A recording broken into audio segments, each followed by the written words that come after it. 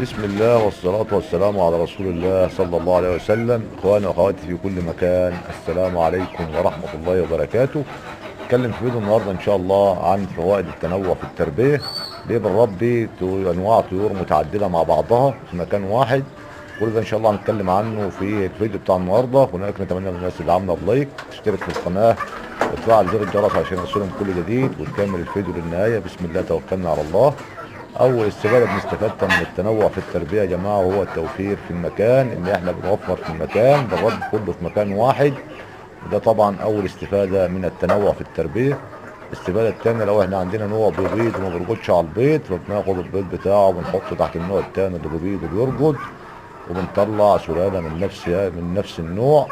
طبعا يعني بنربي يعتبر فجاسه طبيعيه. كل دي طبعا استفاده من التنوع في التربيه.